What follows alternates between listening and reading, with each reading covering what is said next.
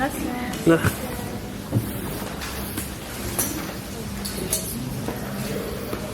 Muy bien. Buenas tardes a todos y gracias de nuevo por asistir al ciclo de conferencias sobre compositores famosos que nos ofrece nuestro amigo Pedro Beltrán, y que en este caso vamos a hablar de Puccini. Muchas gracias también a la sede universitaria que por razones internas a última hora han tenido que cambiar el aula, y bueno, aquí estamos instalados, estamos bien, en fin, y después hacerles notar que en cada silla les han dejado pues 3 elementos. Uno es el guión que tiene costumbre nuestro amigo Pedro de dejar para poder seguir la conferencia, y con todas las referencias que después podrán encontrar en internet. En segundo lugar, hay una hoja muy sencilla para simplemente, pues si ustedes nos quieren poner su nombre, correo electrónico o WhatsApp, para que tanto Pedro como la Casa de Francia pueda contactar con ustedes sin ningún compromiso. Y finalmente hemos dejado otra hoja de doble cara. Esta es para las personas que quieran asociarse a la Casa de Francia por la suma de 30 euros al año. Si son 2 personas, son 50 para 2, y que nos permite seguir con nuestras actividades, que claro, en muchas ocasiones pues tenemos que desembolsar, en fin, algunas cantidades, y teniendo en cuenta que la cuenta bancaria también nos cuesta dinero, pues tratamos de ensanchar con la ayuda de todos. Al dorso tienen un resumen más o menos de lo que somos y lo que pretendemos hacer. Y para terminar, y no alargarme mucho, a esta extremidad tienen la próxima conferencia de Pedro Beltrán, que será acerca de Tchaikovsky, y aquí la Casa de Francia tiene un anuncio previo de los 4 conciertos de órgano que tendrán lugar en la Catedral de San Nicolás en 4 fines de semana, finales de marzo y principios de abril. Ahí están los 4 ases, es decir, los 4 organistas. Karol Moussalkowski, que viene de París. Después tenemos a Loreto Aramendi de San Sebastián. Después tenemos aquí a Venanci Bilbao, que es el profesor de órgano del Conservatorio de Alicante. Y finalmente Miguel Bernal, que es alicantino pero profesor en el Conservatorio Superior de Música de Madrid. Esto ya están puestos los datos, y ya con tiempo volveremos sobre la publicidad. Y ya no tengo nada más que decir, dejo la palabra a nuestro amigo Pedro. Muchas gracias, Carlos. Muchas gracias a todos por venir. Llevo la camiseta correcta, preparado para la ocasión. Y pido disculpas por el tema del cambio de sala, pero nosotros nos informaron hace 8 días y esto ha podido generar algún inconveniente para que nos supieran leer y demás. Gracias por la medida asistencia también. Muchos ya os conozco, ya he venido otros días, hay gente nueva. Cada uno, por supuesto, es libre de hacer lo que quiera, falta más. Pero seguir la conferencia a través del guión que he pasado lo hace mucho más sencillo para poder retener los datos y tener toda la información. Porque además en ese guión hay mucha información. Ahora iremos pasando. En el guión figura cada foto y en algunos casos un pequeño comentario, y al final de todo tenéis un regalo muy especial, que es un link a los mejores programas que hay, cadenas que hay, o canales, mejor que cadenas, de streaming de música clásica, con una descripción del contenido de los mismos. Están los de pago y están también los gratuitos y los programas divulgativos. Eso está hasta al final como un anexo. Por tanto, las hojas que he repartido pienso que son interesantes. Los que ya estáis acostumbrados a venir a las conferencias y los seguís con las hojas, genial. Y si alguien quiere seguirlos y las hojas, por supuesto, faltaba más, es muy libre de hacerlo. Bien, vamos a empezar, por tanto. Y tenemos a Puccini, aquí lo tenemos en la foto. Se ve una persona seductora, muy elegantemente vestida, siempre impecable, se cambiaba 5 veces al día de traje, al parecer, de ropa. Y debemos titular la conferencia Puccini enamorado. Yo siento decepcionar a todas las mujeres que hay aquí, pero en cuanto a enamorado, realmente pues era un enamorado un poco peculiar. Era un enamorado no de una mujer, sino de las mujeres en general. Es decir, que le gustaban mucho las mujeres y era un mujeriego, por decirlo más. La frase que he puesto en las hojas es muy representativa. Estoy siempre enamorado como un joven de 20 años. El día que deje de estarlo podréis enterrarme. Soy un apasionado cazador, simpática la frase, simpática entre comillas, de aves acuáticas, buenos textos y bellas mujeres. Aves acuáticas es real, se dedicaba a la caza de aves acuáticas. Textos se entienden, los textos se entienden perfectamente. Y bellas mujeres, bueno, pues él mismo lo dice. Fechas, 1858-1924. Esto es muy importante porque mucha gente considera a Puccini como si fuera un compositor del siglo XIX. No, está plenamente insertado en el XX. La mayoría de sus óperas son del siglo XX. Y muere en 1924, justo además, hace 100 años. Prácticamente. 29 de noviembre. Estamos a 20 de noviembre. 29 de noviembre de 1924. Es muy importante la cronología de los compositores y saber dónde están. ¿Dónde nace? En Lucca, al norte de Italia. He puesto donde está Lucca, a 20 kilómetros de Pisa, vamos a original, y a 90 kilómetros de Florencia. Una ciudad de Lucca entonces más importante de lo que es ahora. Bien, y siguiendo con el tema de las mujeres. Amantes siempre jóvenes. Jóvenes quiere decir de 17 a 21. A partir de 22 ya le parecen un poco viejas. Relación muy frecuente con prostitutas. Es decir, hay también en sus óperas, varias prostitutas en las óperas. Le encantaban las prostitutas y las relaciones constantes con prostitutas. La amante más conocida, la que más tiempo tuvo, la diferencia de edad se ve claramente, se llamaba Corina, le he puesto la hoja, Puccini 42, ella 17. Y esto es una diferencia bastante significativa, claro, más en aquel tiempo, porque hoy también sería significativa, por supuesto, pero más entonces, que los hombres vivían menos y se cascaban antes. Circunstancias familiares. Padre fallece con 6 años de edad. Esto es muy importante para entender su psicología, porque es un hombre que tiene nada menos que 7 hermanas. 7 hermanas. Y además es más pequeño. Y tiene un hermano que además se va, emigra a América Latina, muere de forma muy pobre, de una vida muy pobre, y muere joven. ¿Con quién se cría Puccini? Pues se cría nada menos que con 7 hermanas y con su madre. Su madre ya no está, fallecido. Claro, esto es importante para luego esta psicología o obsesión femenina, porque podemos decir que era un tipo obseso sexual y obseso por las mujeres. Y claro, también le ha habido mucho éxito. Es decir, el chico, por decirlo de alguna manera, lo tenía todo. Tenía dinero, la que ganaba del orden de 3 millones de euros al año en cambio actual. Tenía un prestigio, mucha fama, pues como decía la frase de Così fan tutte, tutto che quello che possa piacere all'edonico giudizio, que pueda gustar a la mujer. Claro, el encanto además de su personalidad, etcétera, pues hacía que fuera un conquistador. Empieza ya directamente con se demuestra la forma de ser, porque le quita a la mujer a uno de sus mejores amigos. ¿Qué quiere decir que le quita a la mujer? Que uno de sus mejores amigos estaba casado y le quita a la mujer, se va con ella. Es lo mismo que hizo Wagner, que se parece mucho. Wagner se la quitó a Dürer. Bien, en las notas he puesto un link que es muy curioso porque es una película de 1915, un vídeo casero, ¿vale? De un vídeo casero de Puccini. No es una cosa que se haya difundido con mucha frecuencia.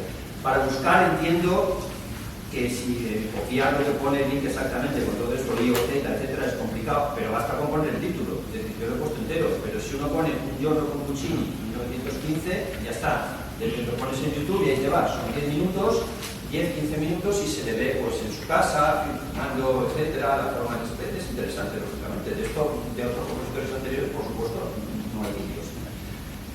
Bien, sí, vamos a pasar ya a la siguiente imagen. Esta señora es la madre de Puccini, la real, y la tenemos, la madre de Puccini, que se llama Gina Magico. Tenía una relación entrañable con su madre, se puso súper triste y deprimido cuando falleció. Y esta es su esposa, una única esposa. Esta es la que le quita a su amigo. Se la quita, se va con ella, pero como entonces no se admitía el divorcio, pues tardan mucho en casarse. Y lo curioso es que se casan de una manera, bueno, se casan porque el otro muere, pero es que al otro lo asesinan. Y lo asesinan por un tema de cuernos.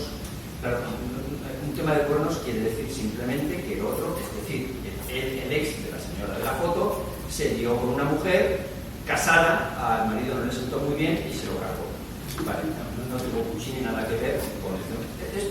¿Qué digo con esto? Que su vida es, por lo menos igual de entretenida que sus óperas, porque en fin, eso no son cosas que pasan todos los días. Bien, pues esta señora es su mujer, digamos, se podría decir, nunca mejor dicho, aquello de la legítima, ¿vale? La legítima, porque es la esposa, luego estaban las demás, ¿no? Estaba la legítima, se llegó a empatar, una relación desastrosa, porque ella era hipercelosa. Y vamos a un episodio que también es más teatral todavía y tal que los anteriores. Es con esta chica. Vale, esta chica se llama, está en la foto, Doria Manfredi. Puccini ya tenía 50 y pico años, ella tenía 18 años. A Puccini le encantaban los coches. Le gustaban los coches, le gustaban los barcos y le gustaba ir rápido con los coches. Afortunadamente entonces parece que solo se podía ir a 40 o 50, menos mal. Lo de los cinturones de seguridad no, eso apareció mucho más tarde. En fin, se pegó una torta impresionante con el coche, tan impresionante como que quedó debajo del coche, estuvo con la pierna sin poder moverse durante año y medio, tampoco los medios que tenemos ahora, y contrataron a esta chica para cuidarle. Según Elvira, esta mujer, había una relación sexual íntima entre la chica y Puccini, era su amante. Y Elvira entró en ataques de celos, etcétera, venga a decirlo por el pueblo, vivía en un pueblo pequeño, ahora veremos el sitio donde vivía. Los bares, las tiendas, mi marido está liado con la empleada doméstica, se acuestan, les he visto teniendo sexo, la ha desvirgado porque he visto sangre en las sábanas, en fin, un desastre. La chica decía que no, que eso no era verdad, etcétera, se puso tremendamente depresiva y se suicidó. Claro, es un episodio dramático que además sí que tiene una reincidencia, porque como luego veremos esto lo rescata Puccini después en una de sus óperas, concretamente la famosísima Turandot, en la cual Liu es un reflejo de esta chica y Liu también se suicida en Turandot. Claro, es realmente dramático como episodio porque acusa a la mujer, etc. Y lo siguiendo curioso, y aquí ya entramos en aspectos jurídicos, tenemos aquí un ilustre abogado en la sala que nos atiende siempre y que viene con toda regularidad.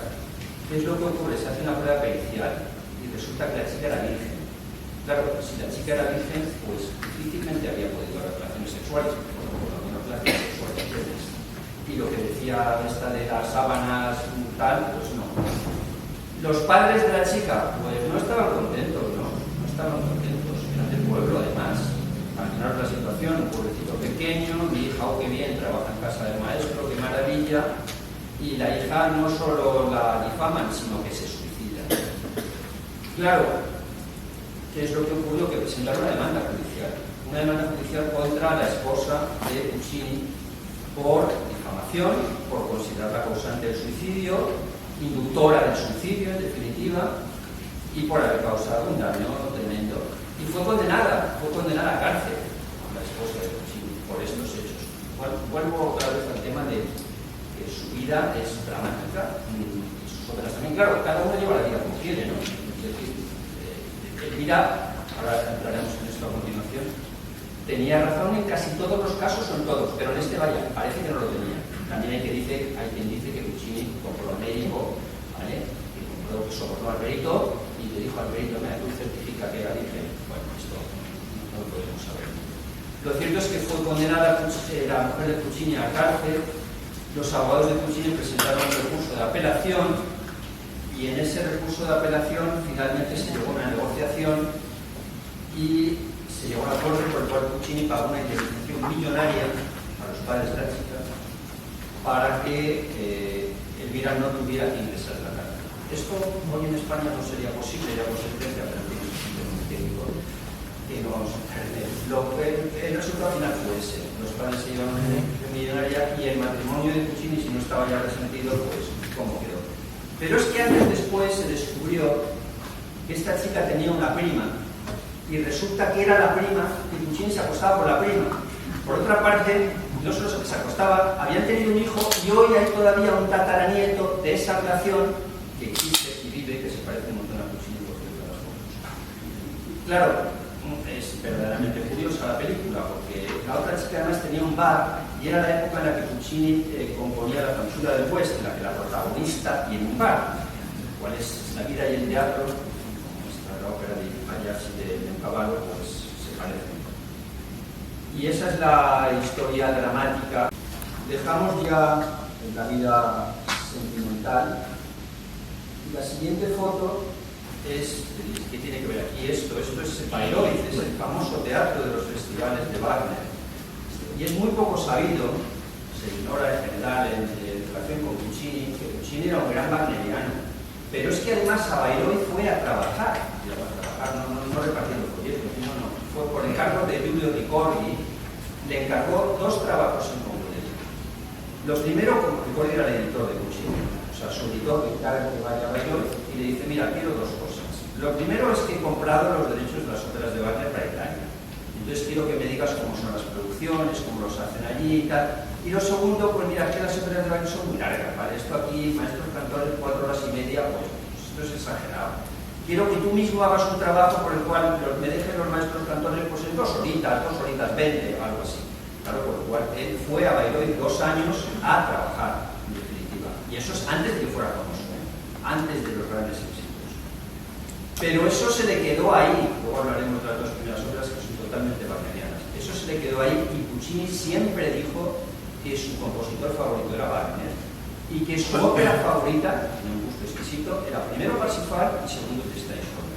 De hecho, fue varias veces a Bayreuth cuando ya era famoso. Se encontró con Cosima Wagner, la famosa mujer de Wagner, y es muy curiosa también la anécdota de que en 1923 escuchó el Parsifal de Wagner en Viena y dijo que para concentrarme mejor y para que no sea estás perfectamente fresco, voy a escuchar voy a ir 3 días, 1923, en 1924, voy a ir 3 días y voy a escuchar cada día un acto. Bueno, no lo consiguió, se quedó al parecer los 3 días todo. Pero esto refleja que la influencia wagneriana es muy fuerte. Yo no digo que la influencia italiana no sea fuerte, pero la alemana y la wagneriana en concreto, y se nota en las óperas también, se nota, cuando se desnuda también se nota. Bien, la siguiente foto es Torre del Lago. Aquí es donde vivía y se llama la ciudad ahora, que se llama Torre del Lago, ahora se llama Torre del Lago Puccini, a 18 kilómetros de Pisa. Esto es la Villa Puccini, que hoy en día es un museo, es la Villa del Lago, del Lago. Es un museo de partituras, de recuerdos de Puccini, etc.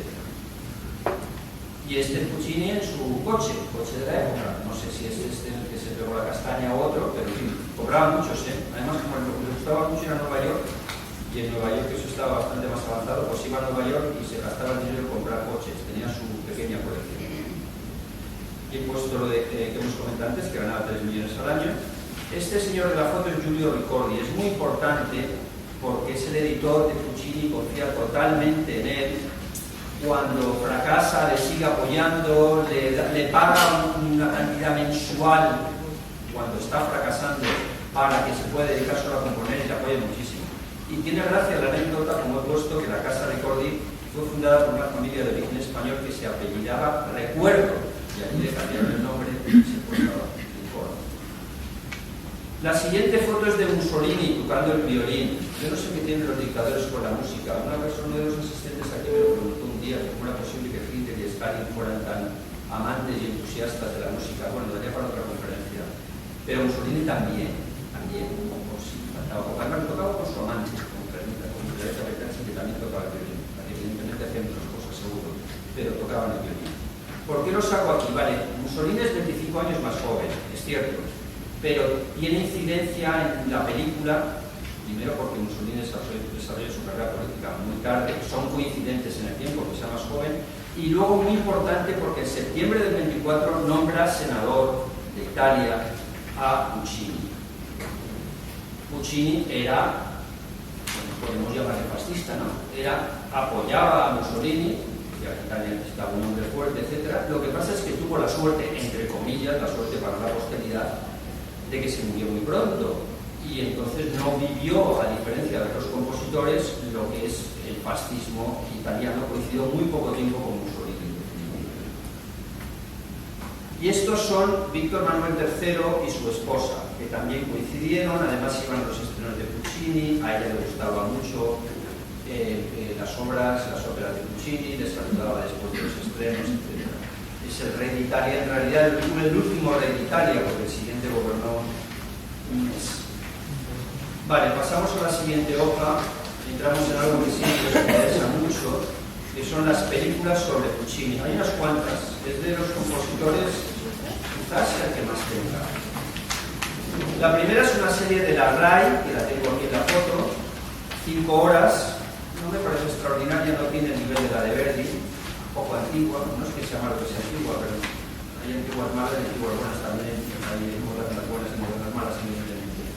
La siguiente me gusta mucho más, esta serie, que es de 3 horas, mucho más moderna. He puesto el link donde se puede ver la serie de manera gratuita y también se pueden comprar, lógicamente, los DVDs en Amazon. Esta serie es magnífica, está muy bien hecha y lo describe todo fenomenalmente. La siguiente serie, bueno, esto es una película, no es una serie sobre Ricordi, que hemos dicho que era el editor. Claro, el editor porque está el padre de este señor, el que coincide con Puccini literalmente, y su hijo, que también coincide en parte, y los compositores Rossini, Bellini, Donizetti, Verdi y Puccini. O sea que por el precio de uno vemos aquí. Un poco antigua también esta. Me gusta mucho más la siguiente, que es esta, la familia Ricordi, que he puesto el link, se puede ver en YouTube, poniendo así, familia Ricordi serie, 6 horas, también sobre los 5 que acabo de mencionar. Y esta es excepcional, muy bien hecha en todos los sentidos, en relación con cada compositor. Sirve muchísimo para aprender de la vida de los compositores y de los 5 autores más destacados de la ópera italiana. Esta me parece sencillamente genial, como casi todas las películas de Tony Palmer. Esta está solo disponible en DVD, por otro lado yo solo la he visto en DVD. Esta película mezcla la historia del suicidio de Doria, del que hemos hablado, con una representación de Turandot y con el suicidio de Dio. Tony Palmer tiene una película excepcional sobre Wagner, de 9 horas, hemos hablado en una ocasión de esa película, una de las mejores hechas. Esta también es muy buena y tiene otras muchas películas. Siempre un enfoque original, diferente, pero muy inspirada. Esta también es antigua, del año 53, bien, sirve para entender bien la vida de Puccini. Esta es Toscanini, una película muy buena, además de Franco Sefirelli, el gran cineasta, en donde narra la vida de Toscanini en su época de juventud, preferentemente en Brasil. Tiene importancia porque Toscanini y Puccini son contemporáneos, aunque Toscanini vivió mucho más, era más joven, dirigió varios de los estrenos, dirigió La Bohème, que es del siglo XIX, y dirigió el último estreno de Turandot, el 24, que se estrenó el 26. La película está muy bien. Y esta película es extraordinariamente original. Esta película no es sobre Puccini solo, pero la he traído aquí porque, bueno, tampoco he tenido otro sitio donde ponerla realmente, sino. La película se llama Aria, está en Filmin, que es esta plataforma, a mí me parece la mejor plataforma que hay, de cine mucho muy superior a Netflix o cualesquiera otras. Está ahora disponible todavía, bueno, ya sabéis que la estoy quitando, y es una película sobre 10 de las más famosas áreas de ópera de la historia. Y coge, por supuesto, a Puccini, que además en la foto de la portada, con Turandot. Hay otras, está Corbold, está Isolda de Wagner, está Verdi, por supuesto, está Luis de Charpentier. Bueno, una película muy diferente. Vale, siguiendo con películas, nos vamos a un tipo de película ahora distinta, que son películas sobre la época histórica de Puccini. Es decir, Puccini en su momento histórico. Hay muy pocas películas de finales del 19 o de principios del 20, por lo menos que valga la pena, ¿vale? He visto alguna, pero no me ha convencido para ponerla. Esta de Bertolucci está muy bien, la fecha es 1900, es clave en cuanto a Puccini, es clave 1900 porque está en el intermedio, en realidad, de los dos siglos. Vivió 24 años en el siglo XXI. Coge también la Primera Guerra Mundial, en parte. Y bien, es una película, los actores ya habéis ahí, Robert De Niro, Lancaster, Gerard Depardieu, vamos, es grandes películas. Esta es una película también sobre la Primera Guerra Mundial y ya entra de lleno en lo que es Italia y la Primera Guerra Mundial, que es algo bastante desconocido. Hay muchas películas, un montón, sobre Italia en la Segunda Guerra Mundial, es decir, Mussolini, todo lo que pasó con el fascismo, de eso hay un montón, y es una historia muy conocida.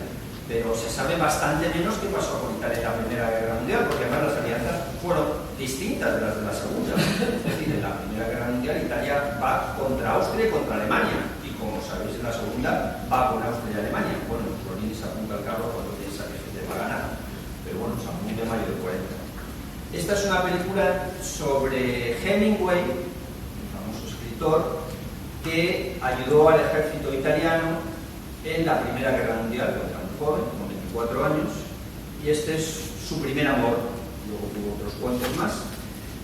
Sí, se casó 4 veces y se suicidó, como pongo en la nota, en 1961.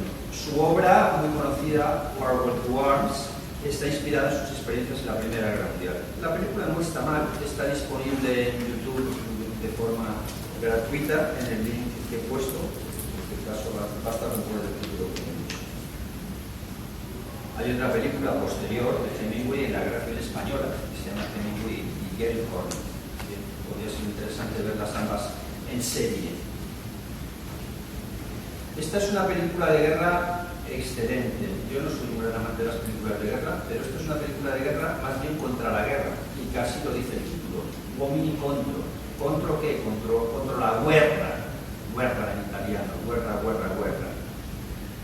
Pues la verdad es que está muy bien, está inspirada en Senderos de Gloria de Kubrick, y el autor es Francesco Rossi, que es muy conocido por la película de ópera de Carmen, con Plácido Domingo y Julián Michelis. La siguiente película a mí me gusta menos, pero lo que me encanta es la música que tiene. La música es de Nino Rota, que es autor, entre otros, de la banda sonora del Padrino, y además era un gran compositor que escribió muchas partituras ajenas al cine. Es interesante también para conocer este periodo que se centra en guerra Italia contra Austria. La nave va, de Federico Fellini, o La nave va en castellano. Esta es una película solo de ópera, en un barco. Rara, bueno, original, diferente. A mí me gusta mucho porque soy un apasionado de la música y está lleno de escenas de música, y se les ve cantando. La escena donde están con las máquinas, cantando, es una película que también entrelaza en la Primera Guerra Mundial, porque al final hay un crucero austriaco que ataca el barco, los serbios que se lanzan al mar, etc. En fin, no os voy a decir al final porque si no quito la integridad. Y pasamos al fascismo, que en esta fase sí que coge plenamente a Mussolini, porque esto más que el fascismo es el prefascismo, o casi diríamos el pre-Mussolini, que es, como la serie pone, Il giovane Mussolini, nada menos que con Antonio Banderas, haciendo de Mussolini, pero es Mussolini antes de Mussolini, para entendernos, el Mussolini previo a llegar al poder. Cuando Mussolini, que esto es también muy poco sabido, era socialista, era de izquierdas. Y como él dice, cuando le critican el cambio de postura, dice, bueno, solo los burros siguen el mismo sendero. Las personas inteligentes cambian de opinión. Está muy bien hecha esta película. Y mucho mejor esta, que es una de mis series favoritas. Esta película, o esta serie, es absolutamente excepcional. 6 horas, mágica en todo sentido. Aquí cubre Mussolini justo desde que llega al poder hasta el final. Magnífico. Lo he puesto ahí en la página. Y esta es la misma película, ya coge un poquito más iniciada la Guerra Mundial, pero está también súper bien. Esta película, una miniserie de 3 horas, interesantísima también porque es, como pone, Última Regina o Última Reina de Italia. Última Reina porque era la hija del rey de Italia y se ve el referéndum por la monarquía de Italia tras la Guerra Mundial que se pierde, etc. E interesa desde el punto de vista musical por 2 razones. Primero porque habla de Toscanini, habla cómo su marido, que es el hijo del rey de Italia, protesta contra Toscanini, porque Toscanini no es el nombre de Mussolini, y dice que los procesos de Toscanini, etc. Era una gran enamorada de la música y después de perder el referéndum se dedicó, todo el dinero que tenía lo dedicó principalmente a patrocinar a jóvenes compositores, por lo cual es un personaje histórico que ha apoyado mucho la música. Y además murió muy tarde, 2001, con el tío, o sea, que es relativamente reciente. Y esta serie es muy interesante también y está súper bien hecha. ¿Quién es Mafalda de Saboya? Mafalda de Saboya es la hija del rey de Italia, es decir, la hermana de este señor de la foto. Y se casó con un alto cargo de nazi. Se enfadó mucho Hitler cuando Italia cambió de bando, fue internada en un campo de concentración nazi y falleció en el campo de concentración. Una historia muy trágica. Esta no aguantó hasta el 2001. Murió en el 44. Bueno, hemos terminado con esta breve pincelada histórica porque aquí no venimos a hablar de historia, aunque la historia sea apasionante, venimos a hablar de música. Y hay que centrar a Puccini en su momento histórico, no ahora histórico desde el punto de vista histórico, sino musical. De dónde viene y a dónde va, y es lo de Puccini, por supuesto. Primero las fechas otra vez. 1858-1924. Primer compositor, Bellini. Esta es una película que se llama así, Casta Diva, es la famosa aria de Bellini, de Roma. Que le he puesto el link, está en YouTube, la película, también con acceso gratuito. Bien, Bellini, como veis, como las fechas de 1801-1835. También dramático, porque a este lo mataron también por un ataque de cuernos y murió súper joven, 34 años. No está probado al 100% que fuera esa la causa de fallecimiento, pero la mayoría de los historiadores piensan que fue así. Con lo cual, bueno, en este caso Verdi, que es antecesor, se quitó un competidor, pero es el primer compositor famoso realmente de ópera italiana. Monteverdi nos queda muy lejos, muy al principio. Bien, Il Cavaliere del Sogno es una película sobre Donizetti, también he puesto el link. 1797 a 1848, ¿vale? Es también anterior a Puccini, pero lógicamente de ahí nace lo que viene después de Puccini, porque este también murió joven, que entonces afectaba mucho al cerebro y murió en un manicomio. No tan joven como el otro, pero un poco más, 51 años. Rossini es el gran genio, esta película es magnífica, me encanta. Las otras dos que he puesto me gustan menos. Interesantes en cualquier caso. Esta es Rossini, 1868. Aquí ya estamos, hay una coincidencia temporal con Puccini. Y Verdi, por supuesto. Verdi, claro. Verdi muere en 1901. Esta serie es una de las mejores series, la que más medios se han hecho en relación con un compositor, la que más dinero se ha invertido, y la recomiendo plenamente. Está también aquí, la he puesto en YouTube, y está la serie completa, que son 10 horas.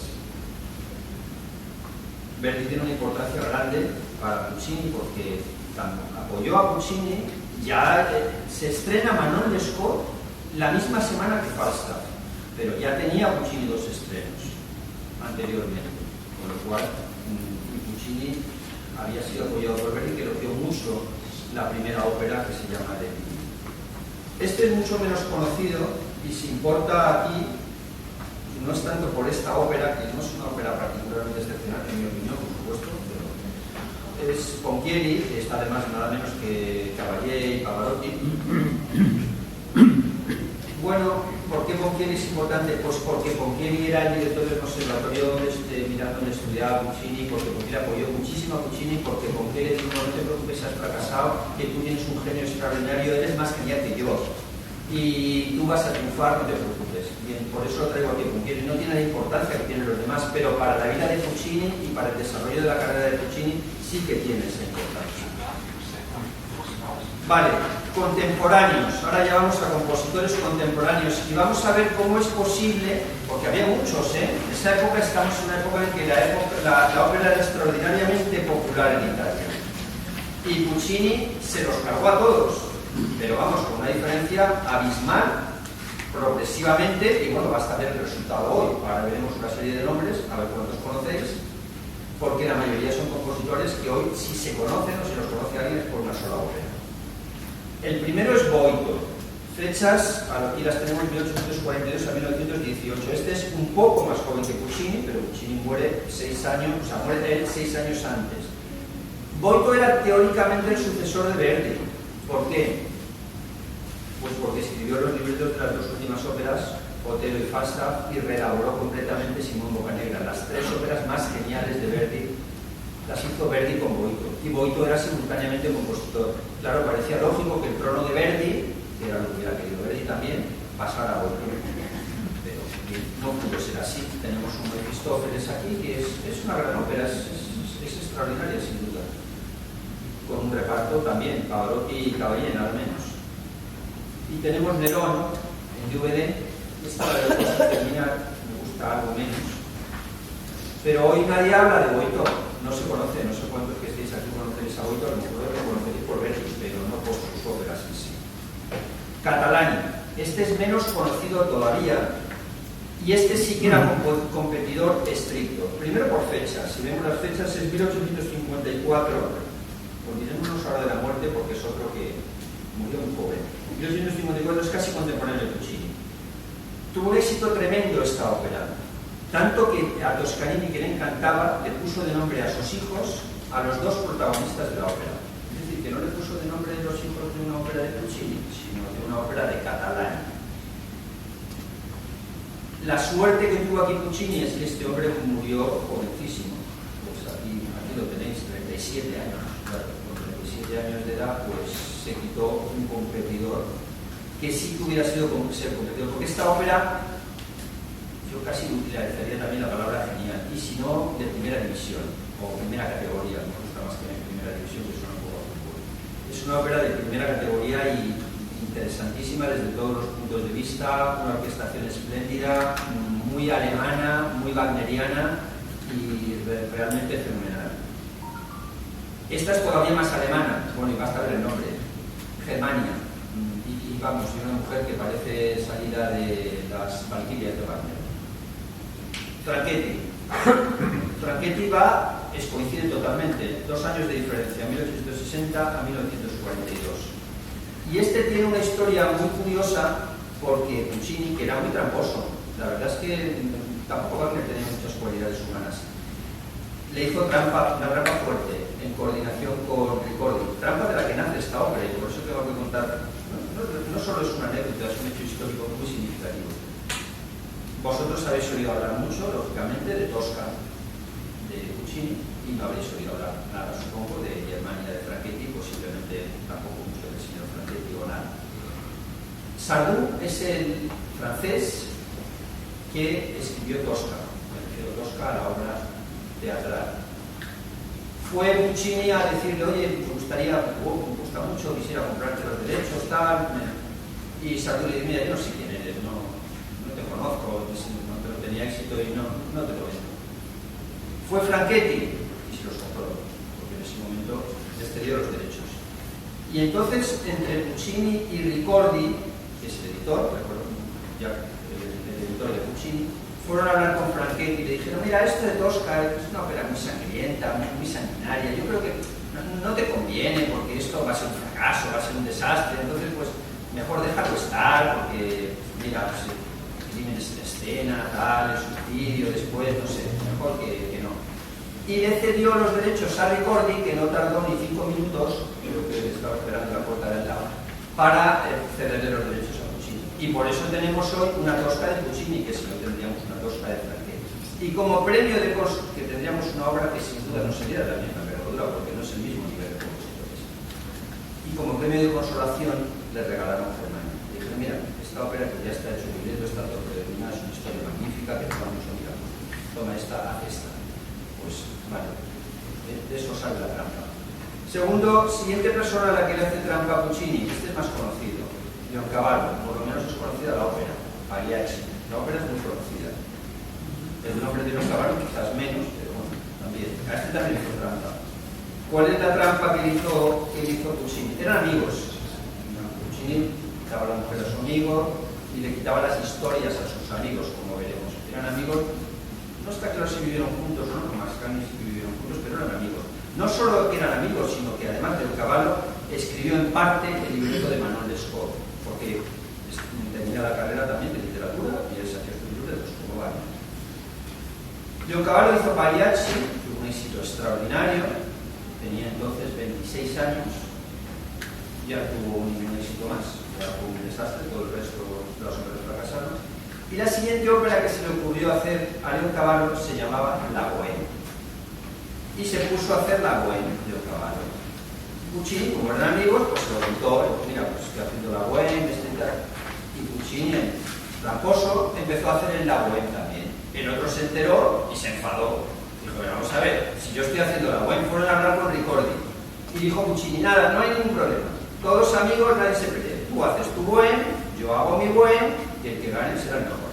Claro, Puccini muy seguro de sí mismo, como siempre, pues ganó, porque de La Bohème de Leoncavallo no se acuerda hoy nadie, no está ni siquiera en DVD, un disco por ahí perdido. Y de La Bohème de Puccini, pues ya se acuerda. Con lo cual, pues, otro al que hizo trampa. En fin, gracias a las trampas tenemos lo que tenemos. El siguiente es Mascagni. Este es algo más conocido.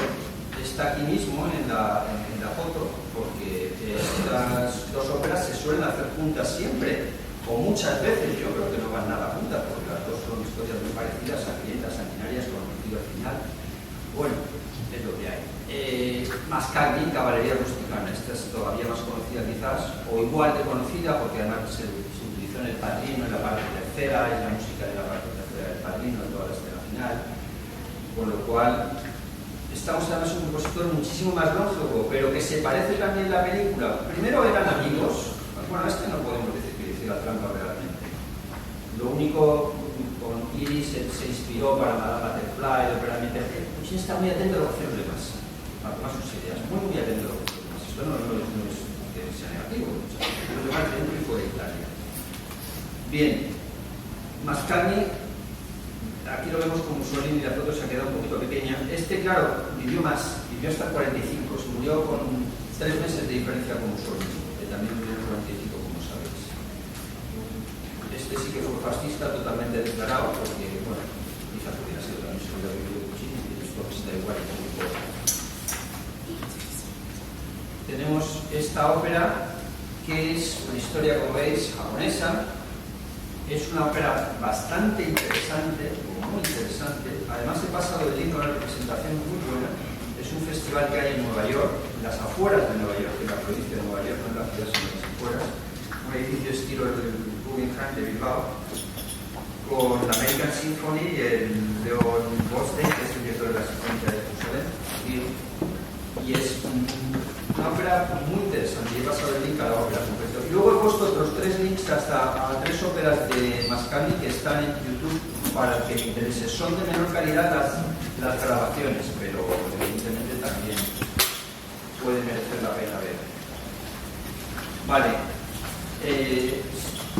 De Mascagni pasamos al siguiente compositor contemporáneo. Bueno, no falta decir, ya lo sabéis, que Mascagni también se lo cargó, en el sentido se lo cargó, que Mascagni tuvo un éxito colosal también con 26 años y no volvió a tener ningún éxito más, viviendo más de 80 años, que eso ya es mucho más dramático. Porque que tengas un éxito con 26 y no tengas ningún éxito hasta los 80, pues es un poco triste. Hasta los 80 ni siquiera los 80. Adriana Lecube es una ópera relativamente conocida, se acaba de hacer en el Teatro Real, aquí la tenemos con María José Siri. Está en puesto el link a la plataforma del mes on demand. ¿Podrías pedir, o alguien podría pedir que apagaran el aire, por favor, si es posible? No sé. ¿Lo has pedido tú? ¿Sí está, vale? Gracias. Vale, pues vamos a ver. Yo en noviembre con aire acondicionado no sé, cosas que pasan. Bueno, a todos estos contemporáneos italianos es evidente que Boito, Catalani, Franchetti, Leoncavalli se produce por una ópera, Mascagni por una ópera, bueno, media, porque además son óperas cortas de una hora. Puccini se situó por encima de todos ellos, pero no porque hiciera trampas, no, simplemente porque era mucho más genial que todos ellos. En realidad, con el caballo se puede entender que era justo, oye, claro, es que bueno, que hago bueno, a ver quién gana, aunque debería por ahí otro. Que tiene mucha gracia también lo de Lorca Aureo, porque padre Lorca Aureo era juez, y cuando le dijeron, oye, esto de Pagliacci, esto te lo has copiado tú de una novela que pone exactamente esta película de un payaso que se carga en escena a su mujer, etc. Dice, no es verdad, es que mi padre es juez y ella ha tenido un caso como este, y entonces pues yo lo sacaba los antecedentes del caso, luego se hicieron averiguaciones y les sonaron, o sea, que había plagiado descaradamente. Entonces, bueno, pues era lo que era. Vale, nos falta el último, que está en la página siguiente. Busoni. Este es, bueno, yo no sé hasta qué punto lo conocéis o no, yo lo conozco mucho porque me encanta. Es un caso bastante curioso porque él mismo muere el 24, junio del 24, por lo cual ya la coincidencia ahí es total en cuanto a la fecha. Es un caso muy original porque nace en Italia, de padre italiano, su madre era alemana, bueno, en Italia, su padre italiano, nombre italiano, Ferruccio Busoni, totalmente italiano. Pero él se quita de la competición italiana, se quita, por lo cual Puccini se quita un rival fuerte, el de más talento de todos los que hemos mencionado hasta ahora. Se lo quita, ¿por qué? Porque Busoni decide irse a jugar en otra liga con todo el respeto superior, que es la liga alemana, liga en sentido metafórico, ya sabéis lo que quiero decir, la liga de compositores, que en ese momento pues estaba particularmente fuerte. Sommer, Richard Strauss, Alban Berg, etc. Pues Busoni se va a Alemania y en lugar de escribir en italiano, que es su idioma, bueno, no podemos decir su idioma materno porque la mamá era alemana, se dedica a escribir en alemán, cual ya está fuera en otra película. Busoni muere en Berlín el 27 de julio del 24 y está enterrado en Berlín, Puccini el 27 de noviembre del 24. Muy significativo lo siguiente que pongo: el 21 de marzo de 1911, Mahler dio el último concierto de su vida con una obra de Puccini, Versailles Elegiac, en presencia de Busoni y de Toscanini, una obra de Busoni, que compartieron palco, y Mahler falleció muy poco después, el 18 de mayo. Es su último concierto. ¿Qué quiere decir esto? Que era un compositor relevante, era Yes. Que no se toque mucho no significa que no sea relevante, porque el repertorio no está como está. Esta ópera es la mejor ópera que hay sobre Fausto. 3 horas, excepcional, y este DVD también es excepcional. Fausto es una obra muy compleja. En Fausto, si lo hacemos en original, una vez se hizo con Peter Stein, en una representación que duró 16 horas. La mayoría de lo que vemos de Fausto es con cortes, son versiones resumidas, y lógicamente en ópera pues también ha resumido. Esta no nos han hecho caso, ¿eh? Sí, ahora bien, van a venir. Gracias. Esta obra, para mí, es una de las mejores de la historia de la música, uno de los mejores conciertos para piano de la historia de la música. Dura nada menos que 75 minutos y además tiene un coro final. Tipo imitación, la novena de Beethoven en cuanto al coro final, pero coge una obra musulmana, coge a la tira. Puso un hombre extraordinariamente culto, hablaba la tira de idiomas, se considera las personas más inteligentes de todos los compositores. Y bueno, lo estrenó en Berlín, como no, con la Filarmónica de Berlín. Y es muy interesante señalar que la Filarmónica de Berlín, la mejor orquesta del mundo, acaba de rendir homenaje a Busoni y el mes pasado interpretó, y está en el link de la Filarmónica de Berlín, este concierto para piano que había estrenado Busoni con ellos, pues está interpretado por la Filarmónica de Berlín actual, claro. Otro compositor más es Giordano, que es un poco más joven, y este es conocido, yo no sé si estas óperas las conoceréis o no. Fedora es una de ellas, es una ópera excelente, volveríamos a lo mismo, primera división o primera categoría. Está también en la Met Opera On Demand, que es la plataforma del Metropolitan de Nueva York, y a continuación tenemos a Andrea Chenier, que es una ópera sobre la Revolución Francesa, que también está muy bien. Y lo terminó Alfano, fue Angelina Toscanini el final.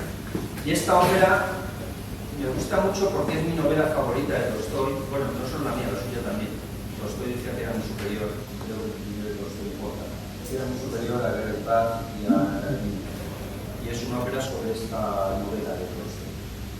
Y el siguiente que tenemos es Tandonay, que también es escrito contemporáneo. De Conchita hablamos ahora y hablaremos después en relación con Turandot, es una ópera de Tandonay, que es una historia muy parecida a la de Carmen. Ella trabaja en la fábrica de trabajos de Sevilla, y luego nos vamos a referir en relación con Turandot porque Puccini estuvo obsesionado con hacer una ópera sobre Conchita, lo intentó, lo pensó varios años y al final le dio miedo Bizet. No veo que le compararan con Bizet y decir, bueno, mejor Bizet, a ver si me comparan y no quedó bien. No la hizo y al final la hizo Tandonay. Francisca de Rimini es una ópera excelente de Tandonay. Esta es más, bueno, hasta que punto es conocida, ¿no? A mí me gusta muchísimo y esta representación de la ópera de Berlín es fabulosa y también está además en la plataforma de Netflix. Bien, pasamos a contemporáneos extranjeros. Este es Richard Strauss. Es uno de mis compositores más queridos, por eso le he dedicado un libro que está ahí en la portada. Y Richard Strauss, no sé, yo tengo frío, tengo francamente frío. Y se lo he dicho antes, que lo pusiera 5 minutos, que me pongo, a lo mejor pongo la chaqueta y no tengo frío. Pero, sí, no sé, en noviembre, a lo mejor en enero también ponen el aire. Además, te he dicho, no pongas el aire. Bueno. Vamos a ver.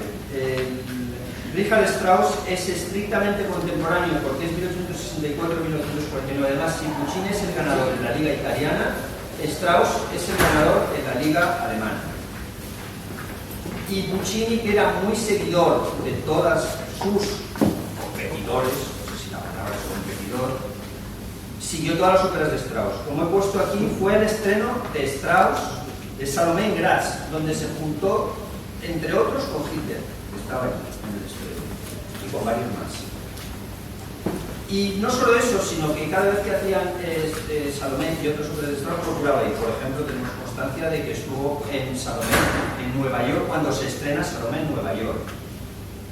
Él viajaba mucho, sobre todo a Nueva York, a París, a Berlín y a Londres. Claro, los sitios donde se podía escuchar más ópera. Entonces, bueno, hoy también, porque está un poco más repartido, pero de más calidad. Puccini toma cosas de Strauss, evidentemente que toma cosas de Strauss. Había una admiración recíproca entre los dos y es una inspiración importante. Schönberg, aquí tenemos a Schönberg no con Puccini, sino con Charlie Chaplin. Me ha parecido graciosa la foto y por eso la he traído. En la época de Schönberg en Hollywood, cuando salió huyendo de los nazis. Bueno, Schönberg, he puesto Pierrot Luner en Florencia en 1924. Puccini fue muy atento a todo lo que hacía Schönberg. En 1924 asistió al Pierrot Luner de Schönberg en Florencia, es decir, muy cerca de donde, bueno, 90 kilómetros, se cogió el cochecito y se fue a ver Pierrot Luner. No han apagado el aire, vamos. Sí, no han bajado. Bueno, ¿por qué no lo apagan? Es que no hace falta aire acondicionado, que lo apague, por favor. No han entendido mal, no han entendido mal. No, pues no, es que yo he dicho antes que no lo pusiera. Por favor, dile que lo apague. Pues directamente que lo apague. No tengo ganas de que hubieran puesto ahora, la verdad. O sea. Vamos a ver.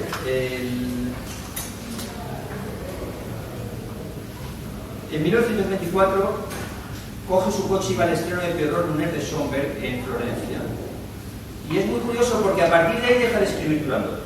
Puede ser una coincidencia o por qué, pero de hecho estuvo un año que no terminó Turandot. Bien, voy pasando. Debussy también es una influencia enorme, y esta es una película excelente sobre Debussy.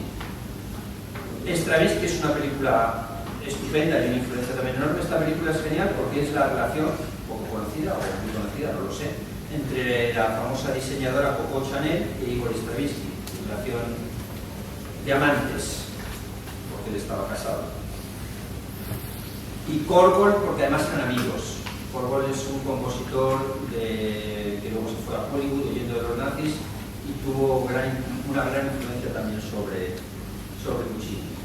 Aquí en este caso la influencia es al revés. Esta es una ópera francesa muy conocida, muy fácil, además muy accesible, que no sé por qué no se hace más, es un misterio. El repertorio en Francia siempre me parece un misterio, porque es una ópera de enorme éxito en su época, se escucha, es muy agradable escuchar. Aquí tengo un link con una versión estupenda de la ópera de París, YouTube gratis.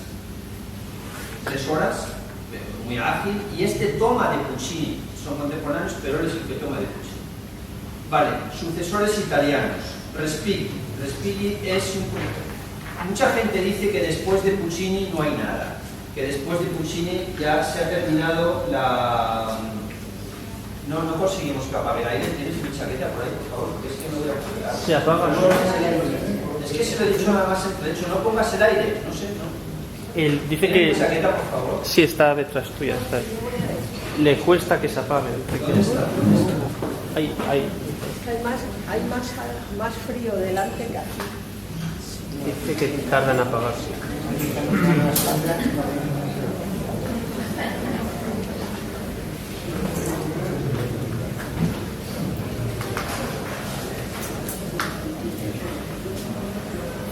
Bien, Respighi, hay mucha gente decía que comenta que después de Puccini no hay nada, que con Puccini se acaba la ópera italiana, que con Puccini casi como que se acaba la música. Bueno, pues eso hace 10 años ya que se dio.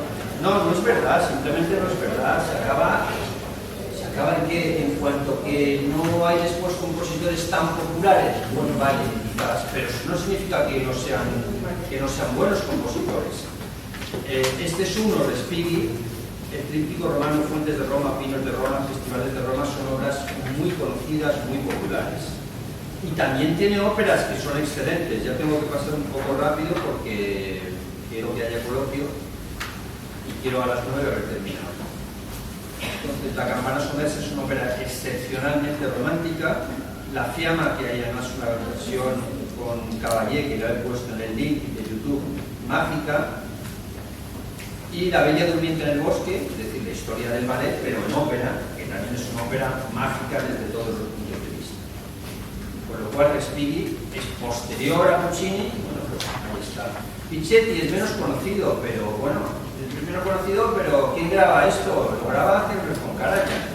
Igual, pues, algo será si lo graba Henry von Karajan en una adaptación en alemán. Y esta que tiene el link, además a esta misma representación, os la recomiendo plenamente. Porque es Asesinato en la Catedral, historia de Beckett, y está grabada en una catedral, nada menos que con Ruggiero Raimondi. Es una representación mágica, de las mejores cosas que he traído. Y que nadie se asuste, no es dodecafónico, aunque sea 1958, no es difícil, sería la palabra. Dalla Piccola, también posterior, claramente posterior, 1904-1975. Esta ópera sobre la Inquisición española, sobre un prisionero de la Inquisición, es estupenda. Y está con el link de la Filarmónica de Berlín.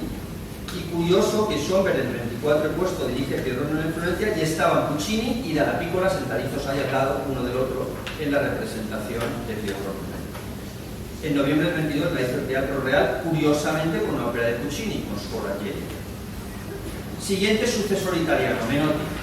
Bueno, esta ópera que tenéis aquí es la ópera más conocida de la historia. ¿Más representada de la historia? No. Con más difusión de la historia. Y como yo no la conozco, a lo mejor. Amar y los visitantes nocturnos. Bueno, pues es muy sencilla la razón por la cual es la más conocida de la historia. Porque se hizo sobre esta ópera una película. Se han hecho varias, hay como 8 o 9 películas, ninguna ópera tiene 9 películas. Bueno, primero, ¿quién es Menotti? Menotti es un italiano de la época de Puccini, lo que pasa es que vivió mucho más joven, vivió mucho más, se murió en 2007, pero este vivió 90 años, 90 y 96. Cuando llega Mussolini al poder se va, los alemanes se fueron, muchos judíos se fueron, judíos como los alemanes no se fueron, los cuales echaron, mejor dicho. Este se fue porque no estaba de acuerdo con Mussolini y se fue a Estados Unidos. Y bueno, pues ya que estaba allí, pues se dedicó a hacer las óperas, igual que hizo Courbet, las hizo en inglés. En 1955 la televisión de una de las televisiones en NBC hizo esta ópera, Amar y los visitantes nocturnos. Hizo esta en versión cine, la proyectaron, la vieron 5 millones de personas. Y la siguieron proyectando en Estados Unidos en la televisión durante más de 30 años en Navidades. Los visitantes nocturnos son los Reyes Magos. Claro, por eso digo que es la más vista, porque no hay ninguna ópera. Y bueno, por supuesto, súper accesible. Algunos dicen que demasiado accesible, demasiado convencional, demasiado fácil. En todo caso, las críticas que recibe Menotti son esas. Yo creo que es un compositor de primera división. No tiene la genialidad de Puccini, pero el repertorio otra vez volvemos al mismo, poco a poco. Como digo, en ópera y vídeo nada menos, en el canal puesto ahí hay nada menos que 30 versiones de esta ópera, 30 versiones representadas, varias de ellas de cine. El Cónsul es estupenda, he puesto también el link, y además es un link muy bueno, porque es un link a una representación en el Teatro Colón de Buenos Aires, el mejor teatro de ópera de América Latina, muy reciente de este año. No es lo de la portada, sino el link. Y esta está además con subtítulos en castellano, toda la representación es una ópera política muy interesante, no me puedo detener lo que debería. Esta en Medium es pues una vidente, una ópera sobre una vidente, también interesantísimo. Todo esto es posterior a Puccini y además ellos mismos y el propio Menotti reconociendo que Puccini había sido su gran fuente de inspiración. Por eso no se acaba la ópera italiana y por supuesto la ópera en general con Puccini.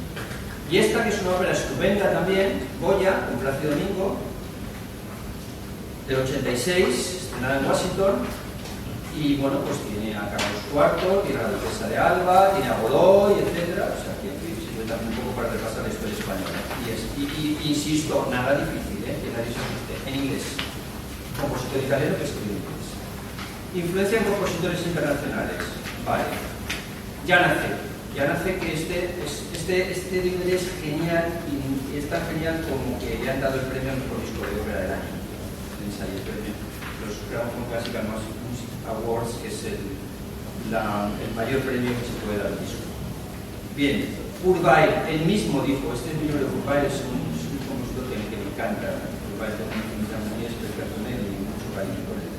Purvey, de Berlín a Broadway, Street de Cine, él mismo reconoce, esto está en la plataforma del Teatro Real de Mayor de la Freyer, también en inglés, o sea, baile de alemán, se va a Estados Unidos y escribe en inglés.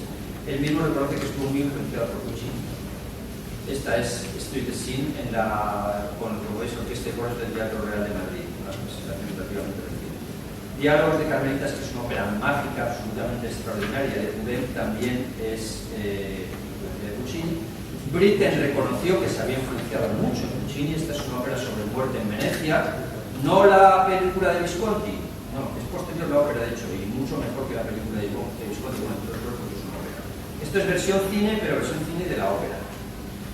Walton, que es un compositor genial, reconoció que se había inspirado en Puccini, murió en el 63, y Genze, que es alemán, pero vivió en Italia, era un gran admirador de Puccini, y este es todavía más clara la prolongación de la influencia, porque nos vamos al siglo XXI, muere como ponen las fechas 2012, y más todavía incluso porque esta es una ópera sobre Manuel Lescaut, es decir, es la ópera, la misma Manuel Lescaut de Puccini, pero en versión actual. Este es un poquito más difícil. En cualquier caso, la representación es del Liceo de Barcelona. Ahí estaba el propio docente, además, en esa representación. Bernstein. Bueno, Bernstein le gustaba mucho Puccini. Esta es una grabación de las pocas que tiene Bernstein. Y sobre todo esto es de lo mejor que he traído hoy. Esta película de West Side Story es una de las mejores películas de ópera que se han hecho nunca. No es la versión original, no es la primera que se hizo, es una película reciente de Steven Spielberg. Tiene unos medios y un sonido muy pucciniano, además, la historia de Romeo y Julieta en la adaptación moderna, pero es que se parece mucho a Puccini, y él mismo lo reconoce, todo eso. Toca la Filarmónica de Nueva York con Dudamel, el sonido es excepcional y la película también. Bueno, pues seguimos.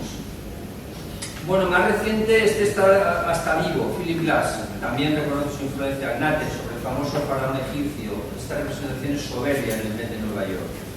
Nació en el 37, sigue vivo y sigue escribiendo óperas. La de hace 3 o 4 años sobre Walt Disney. John Adams, que quizás sea uno de los 2 o 3, o el mejor compositor del momento. Nació en el 47, Estados Unidos también. Girls of the Golden West, bueno, pues es lo mismo que la canción del West. Es el mismo nombre. Bien, una representación buenísima con la Filarmónica de Los Ángeles. Bien, pasamos ya al catálogo de óperas de Puccini. Ahora alguno dirá, pues eso es lo que yo venía. Bueno, vamos a ver. La primera, Le Villi. Le Villi es una ópera muy poco conocida. He de decir que Puccini tiene 12 óperas. De las 12, 10 son absolutamente geniales. Al mismo nivel, bueno, yo creo que va mejorando cada vez más. Pero hay 10 geniales. Esta no es genial, pero es de primera división. La historia es alemana. Se parece mucho a la historia de Giselle, de Adam de el ballet de Adam. Se estrenó inmediatamente en España y en Alemania, curiosamente la dirigió Gustav Mahler. Hay una presentación en Medici que, bueno, pues así la podéis ver en Medici, los que estáis suscritos a Medici, si no, pues os suscribís un mes, veis Puccini o lo que sea. Esta es peor, esto es un Tannhäuser a la Mediterránea. La chica mala se llama Tigrania, la chica buena se llama Fidelia, muy evidente. Puesto que se estrenó en Madrid también, después de Italia, en 1892, que la reina de España asistió y también se puede ver en Medici. Bien, y pasamos a la primera ópera genial. Manon Lescaut. Aquí vemos Puccini, versiones de Puccini solo para orquesta, y uno puede entender verdaderamente la importancia de la orquesta para Puccini. Bueno, esta es una versión muy buena. Y aquí que traigo la versión francesa, porque Puccini, como siempre, muy chulo, cuando escribe Manon Lescaut ya había otra Manon, que era la de Massenet. Es decir, la de Massenet era 7 años. Yo le pediría que se fuera, por favor. Que no lo pueda pagar, se va, porque ya. No sé, por desconectar lo apaga. Gracias. Vamos a ver, Manon de Massenet de 7 años anteriores, que cuando Puccini se pone a hacer Manon Lescaut ya hay una Manon y además de mucho éxito. No, es la ópera de más éxito de Massenet. Y le dicen a Puccini, pero el propio Ricordi, pero vamos a ver cómo se te ocurre hacer una Manon, pero si ya estás, ya hay una Manon. No, yo lo voy a hacer a la italiana, lo voy a hacer cálida, lo voy a hacer mucho mejor. Bueno, los franceses se enfadaron mucho, de hecho no se representó durante muchísimos años en Francia la Manon de Puccini. Y también se la ha cargado relativamente, si vamos a la plataforma de Met, hay 3 Manon de Puccini y 2 de Massenet, o sea que tampoco está la cosa tan abrumadora. Y el Palau de las Arts de Valencia, que lo tenemos aquí muy cerquita, el mes pasado abrió su programación con la Manon de Massenet, no la de Puccini. Además aquí tenemos el disco con Daniel Barenboim y la Staatsoper de Berlín, o sea que no es cualquier cosa. Me gusta más la de Puccini sin duda, ahora la de Massenet tampoco está mal. Los links que pongo aquí son magníficos de la Filarmónica de Berlín, porque escuchar a Puccini con la Filarmónica de Berlín es cuando se demuestra verdaderamente la importancia, como decía, del lenguaje orquestal. Siguiente ópera, y ya bueno, este ya tuvo un éxito extraordinario, pero está todavía más, La Bohème. Esta película es buenísima, con Anne Trefo, es una versión cine. Cuando digo película es que es versión cine, no es una representación de un teatro. Y esta película también es muy buena, un poco más antigua, nada menos que Con Karajan dirigiendo, película de Cefirelli, tomada de los escenarios de la Scala. Esta está en Stage, que es la nueva plataforma de Das Grammophon, que como ve que no venden discos, ha tenido que hacer también una plataforma. Bien, Tosca. Tosca es otro súper éxito, una ópera muy wagneriana, una ópera, ya he contado antes, la trampa que hicieron Ricordi, Puccini a Franchetti, bueno, falta que me repita. Y de esta hay varias películas, ¿a cuál mejor? Está el Castel San Angelo, esta foto es de arriba del Castel San Angelo, que es donde Tosca se suicida en los escenarios naturales. Aquí también tenemos una segunda película de Tosca buenísima, también con Plácido Domingo, y esta más reciente también es excepcional, la recomiendo plenamente. Y todavía me gusta más esta representación, que no es una ópera, pero es la Filarmónica de Berlín, no es una ópera, como han dicho, no es versión cine, es una representación, que es el Festival de Pascua de la Filarmónica de Berlín, el festival más lujoso del mundo, que hace con Simon Rattle y la Filarmónica de Berlín el Foso, increíble.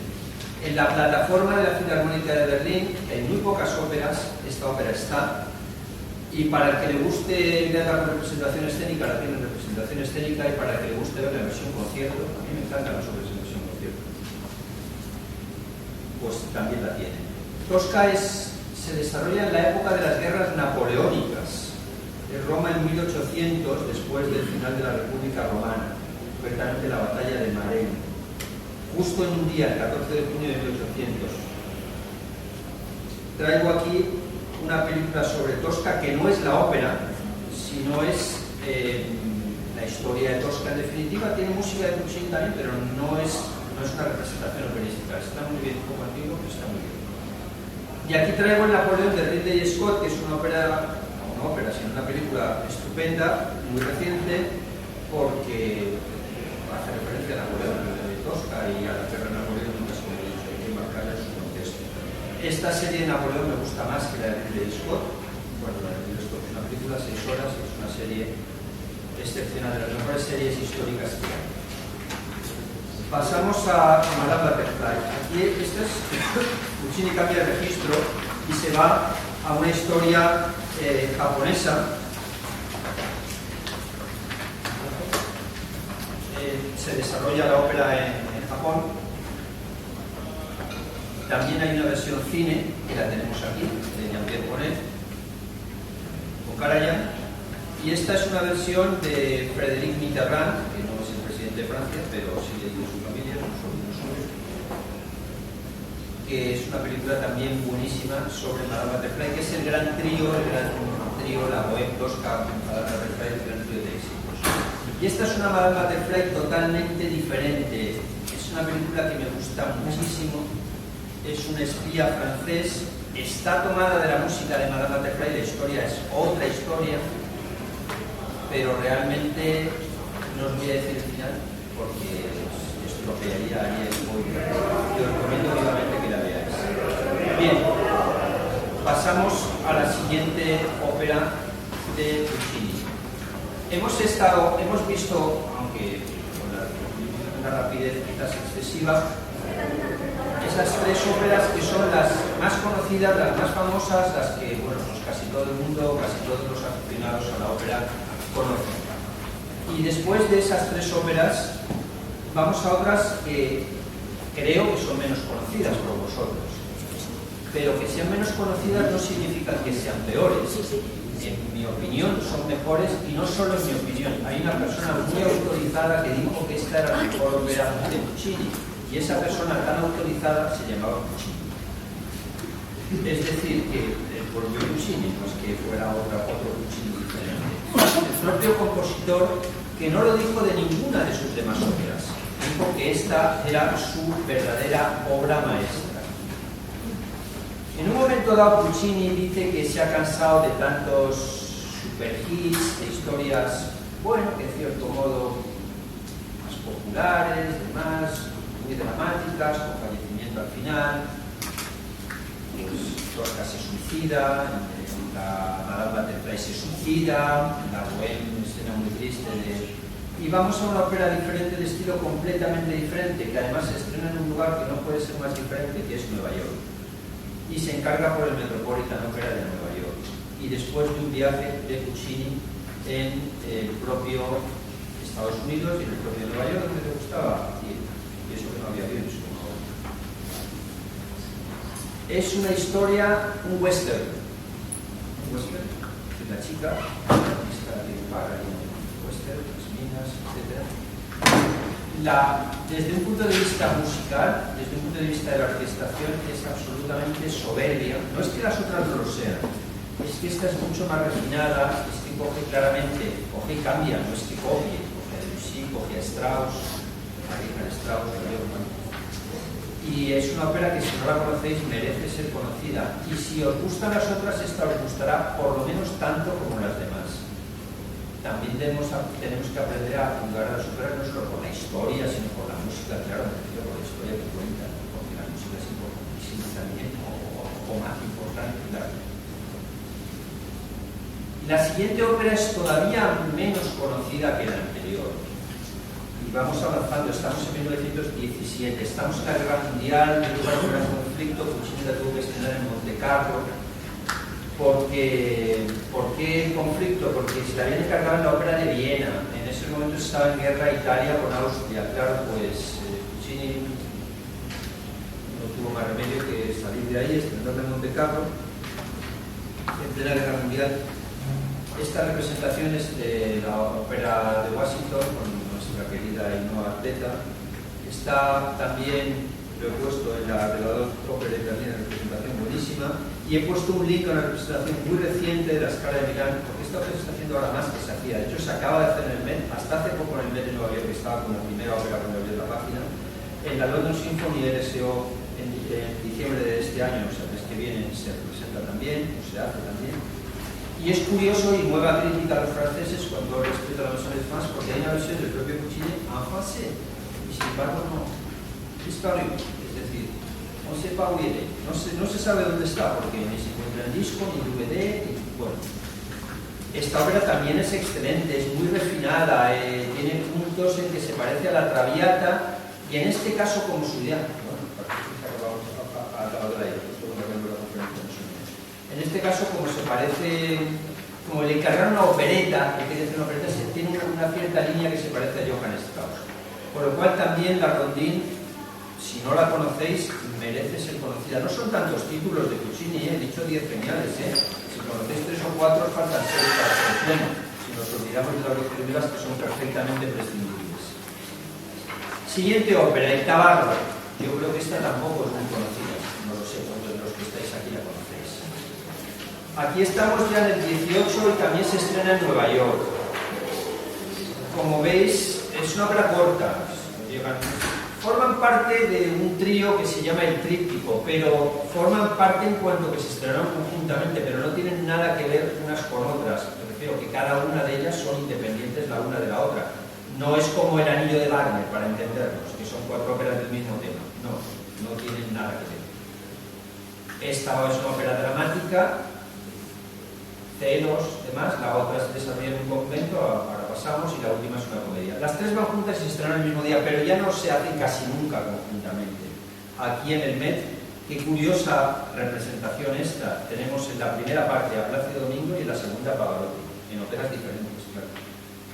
La de Don Cavarotti, ya la conocemos, la hemos mencionado, y el Tabarro.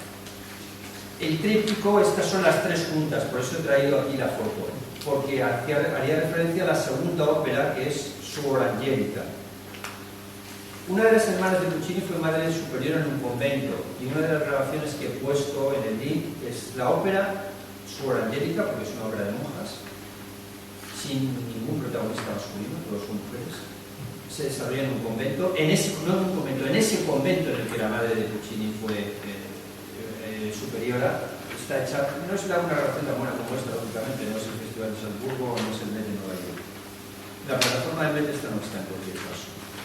Bien, y la tercera, que es quizás la mejor ópera cómica de la historia, no de Puccini, que es la única, sino de la historia de la música. Y no me he olvidado del Falstaff de Verdi ni del Barbero de Sevilla de Rossini, no me he olvidado. Esta ópera se llama Gianni Schicchi, parte del Decamerón de Boccaccio, y es una producción nada menos que de Woody Allen, es decir, que hace la escenografía y la dirección es Woody Allen, con Plácido Domingo en la Ópera de Los Ángeles, esta versión que he traído aquí. A efectos de link he traído otra, porque esta, bueno, pues había que pedirle al DVD que la quiera ver.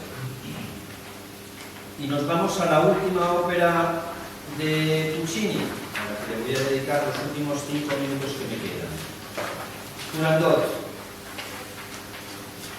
La grabación que traigo aquí, que además traigo el link con subtítulos en castellano, es otro de los regalos que os hago en esta conferencia, porque el que no la conozca es una grabación mágica hecha ahí, en el Palacio Imperial o la ciudad prohibida de Beijing o Pekín, con un director de cine chino. Son efectos extraordinarios y una verdadera representación memorable. Bien, y esto es el estreno mundial de Turandot en 1926. Puccini ya había muerto, y dejó Turandot inconclusa. Somos muchos los que pensamos que no la quiso terminar. No es que no la quiso terminar porque no le gustaba el final, no se sentía identificado el final. Cuando Toscanini la hizo en la primera representación, en el momento en que se suicida a Liu, dice: aquí el maestro murió. Y sí, interrumpió la ópera, no siguió. Yo personalmente, desde hace muchos años, cuando se suicida Liu y termina, ya no sigo. ¿Por qué no sigo? Primero porque al final realmente me parece absurdo, no es nada pucciniano, y además esa euforia, esos excesos, si se acaba de morir Liu, si se acaba de suicidar. Y segundo, porque la música de Alfano, claro, si lo escuchas un directo, pero de repente acabas con Puccini y pasas a Alfano, y dices, pero bueno, ¿y qué ha pasado? Esa es la única pega que tiene Turandot. Fuera de eso, la ópera, hasta que se murió Puccini, es absolutamente mágica. Si quitamos el final de Alfano, es absolutamente extraordinaria. Anécdota de esta representación: Mussolini, que le gustaba mucho la ópera, quiso ir y dijo a Toscanini: no, si vienes tú yo no pienso tocar el himno Giovenezza, el himno fascista, etc. Bueno, pues al final no fue Mussolini y se hizo la representación. Esta es una ópera también de Puccini y de Turandot, sí, pero no es con el final de Alfano, es otro final diferente de un compositor contemporáneo, de Luciano Berio, que está mejor, pero claro, tampoco acaba de convencer, evidentemente. Y esta es una ópera de Stravinsky, una película también memorable, otro gran regalo, porque Turandot tiene una enorme influencia de Stravinsky y de Schoenberg. Si cogemos trozos concretos, en un trocito se escucha, un trozo ese solo, y dices: caray, esto parece Stravinsky, esto parece Schoenberg. No es que copie, no. Puccini coge su esquema y desarrolla, y todos los compositores han tomado ideas de los anteriores, no puede ser de otra manera. Pierrot Lunaire de Schoenberg, ahí, evidentemente. ¿Y de dónde sale Turandot? Turandot sale de Carlo Gozzi, lo tenemos aquí, 1720-1806, es una obra teatral italiana de Carlo Gozzi. Y esta es una ópera de Genze, compositor del que hemos hablado antes, sobre otra ópera de Gozzi, y esta es una ópera, otra francés, otra maravilla absoluta, quizás la mejor de Prokofiev, y yo no sé por qué no se hace más en Francia, porque además está hecha en francés, es la Musique Orange. Está estrenada en francés, el compositor la escribió en francés, pero bueno, yo no sé qué pasa con tanto repertorio maravilloso que tiene. Bien, el Carlo Gozzi Turandot, aquí lo tenemos, la propia novela Turandot, y esta es de donde lo saca la historia Puccini. Curiosamente la saca de la adaptación de Turandot al alemán hecha por el famosísimo Schiller, compañero de Goethe. Weber, que es muy anterior, hizo ya su Turandot como música incidental para la obra de Schiller, que aquí lo tenemos en disco. Y hay otro Turandot, esto es poco conocido, y hay otro Turandot que también es muy bueno, y es de Busoni. Hemos hablado antes de Busoni, era el del concierto de piano, era el italiano que se fue a alemán, claro. Y 10 años antes, y otra vez la chulería de Puccini, porque también le dijeron: pero vamos a ver Turandot, perdóname, si ya hay un Turandot, si ya se ha estrenado Turandot, si hay un Turandot muy bueno, excelente de Busoni, que ha tenido mucho éxito. ¿Qué haces tú haciendo Turandot? No, yo lo haré mejor. La verdad es que lo hizo mejor. Tampoco tenemos la suerte de tener grabaciones de Turandot del mismo nivel. Es muy curioso, he puesto el link a una representación del Turandot de Busoni, y os dejo con el enigma de los 3 enigmas, porque las preguntas de las de Busoni son diferentes. Busoni se parece mucho más, coge mucho más a Gozzi que a Puccini. El personaje de Liu de Puccini es totalmente inventado, Gozzi no está, ni Schiller tampoco. Busoni estrena una suite en 1906 de Turandot, que la estrena con la Filarmónica de Berlín, y Puccini asiste además a esa representación. Que ya he dicho que viajaba mucho, otras cosas así, si iba con chicas o con la mujer, siempre la dejaba aparcada, en el torre. Pues él estuvo en esa representación, no de la ópera, de la música incidental para la representación teatral del propio Busoni. Y ya se quedó con la onda de: esto es una historia estupenda y tal. Luego Busoni hizo la ópera, y unos años después, 10 años después, hizo Puccini la suya. El propio Mahler dirigió la suite en Nueva York en marzo de 1910, la de Busoni. Y la ópera, que se estrena en 1917 en Zurich, la de Busoni, y el estreno en Berlín es en el 21. Y sigue más Turandot, porque este es mi libro sobre Hindemith, porque el propio Hindemith, ya después, en el 43, en plena guerra mundial, cuando después de haber huido de los nazis, a este le echaron, más judío, no era judío. Estaba casado con una mujer judía. Hizo en Nueva York una adaptación también de Turandot, que es una obra fabulosa orquestal. Bien, le he puesto ahí en el link con la Filarmónica de Berlín con la banda. Sigue más la historia, este es el Turandot de Brecht del 54, con música de Ravi y Exua Lagner, que murió en 2003. Y termino con Turandot y con Conchita, que es a lo que me voy a referir justamente al final. Conchita es la que he dicho antes de Zandonai, que quería Puccini hacer la ópera, pero que no la hizo. Es una mujer del tipo de Carmen de Bizet, muy parecida en muchas cosas, y además también trabaja en la fábrica de tabacos de Sevilla, y la ópera se desarrolla en Sevilla, o sea que ya tenemos mucha competencia. Y la historia está contada en esta novela de Pierre Brice, Encore à France, La femme de Pantin. De Pantin, para los que no sepan francés, significa el pelele. Y ha dado lugar a una enorme filmografía, y a Puccini le interesaba muchísimo el tema de la mujer cruel. Y la mujer cruel, él, como no hace Conchita, lo coge y lo asimila a Turandot, porque claro, Turandot es cruel, Turandot es un personaje horrible en realidad, no puede ser de otra manera, no lo podemos ver de otra forma. Bien, El diablo es una mujer con Marlene Dietrich, es la primera de las adaptaciones del 35, poco después de Puccini, 11 años después. Esta tiene una anécdota muy curiosa porque es del 35, como he dicho, y el gobierno republicano de España en ese momento, que era la CERA, era de derechas en ese momento, el bienio, que algunos llaman el bienio de la CERA, el bienio negro, etc., presentó una denuncia porque daba muy mala imagen la película de España. No sé, vista ahora, la verdad es que me parece así, pero lo cierto es que aceptaron la denuncia y decidieron no proyectar más la película. Bueno, hoy la tenemos en DVD. Esta es con Brigitte Bardot, la versión francesa, guapísima y muy joven, Brigitte Bardot, y esta es con nuestra querida Maribel Verdú, pero con 20 años de edad. Es una película francesa en donde Maribel Verdú está doblada al... porque no hablaba francés, lógicamente esta chica, o a ese nivel, y está doblada. Pero está la versión española, que la he puesto aquí en el link. He puesto La mujer y el pelele Flixolé. ¿Qué es Flixolé? Flixolé es una plataforma de cine español que se puede acceder a través de Prime Video, que tiene una cuota de 3,99, 4 euros al mes, y tiene una barbaridad de cine español. Y está esta película en versión española. Y esta es española, pero en francés, porque es una película de Luis Buñuel, pero en su época francesa, que también coge la misma historia. Y por último, esta es totalmente diferente, es una película china preciosa. La chica de la izquierda es Turandot, y el chico de la derecha, o izquierda derecha, según se mire, chico-chica, es Calaf, claro, un poquito más jóvenes, ¿no? Y más guapos. Claro, la película es tipo Hollywood, es de una enorme acción, es muy interesante también de ver para conocer en profundidad esta obra mágica de Puccini. Yo cierro aquí.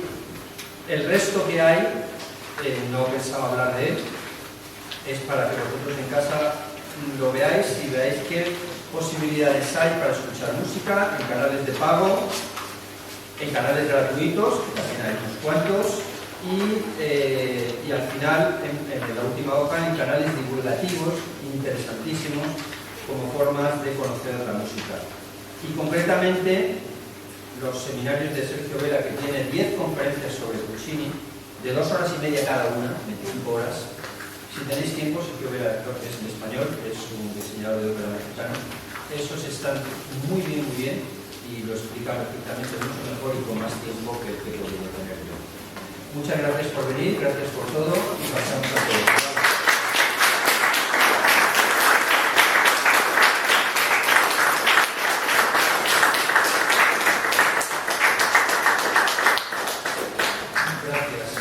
Adelante, por favor. Tenemos 25 minutos antes de que nos echen.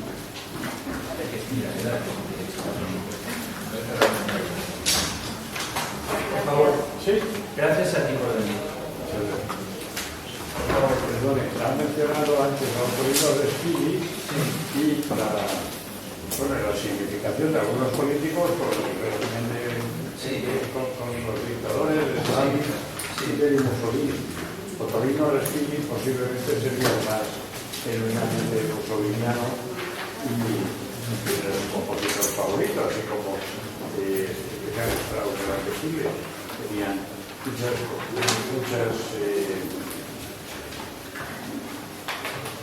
parecidos.